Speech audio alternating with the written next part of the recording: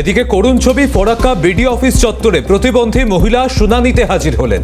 মহিলা দীর্ঘদিন ধরেই শারীরিক প্রতিবন্ধকতায় ভুগছেন, কিন্তু তারপরেও তাকে শুনানি কেন্দ্রে হাজির হতে হলো, যেখানে শুনানিতে বিশেষ করে প্রতিবন্ধী, অসুস্থ এবং বয়স্ক যারা ভোটার যারা রয়েছেন তাদের ক্ষেত্রে বিশেষ ব্যবস্থা রাখার কথা বলা হয়েছে। যাদের বাড়িতে গিয়ে শুনানি করার কথা বলা হয়েছে, সেখানে এক প্রতিবন্ধী মহিলা, তাকেই শুনানি কেন্দ্রে এবার হাজির হতে দেখা গেল। ফরাক্কা থেকেই ছবি সামনে এসেছে। এই প্রতিবন্ধী মহিলা তিনি কি বলেছেন শোনাবো আপনাদের। কি হিয়ারিং এ ডাক পড়েছে আপনার? কাজ হলো? তো এই আর কষ্ট হচ্ছে না? আপনি কি হিয়ারিং এ ডাক পড়েছে আপনার? কাজ হলো? তো এই আর কষ্ট হচ্ছে না? এবার তার পরিবারের প্রতিক্রিয়া শোনাবো আপনাদের। তাহলে তবু ওটা ডাক পড়েছে? পঞ্চায়েত কি নাম ওনার?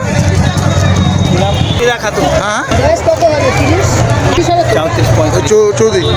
কেন আপনাদের বাড়িতে যায়নি হিয়ারিং করার জন্য ওনাকে? তখন করে হলো তো, একবার করা হয়েছে তো, ডকুমেন্ট শো করে হতো একবার, তবু আবার ডাক পড়েছে? আবার ডাক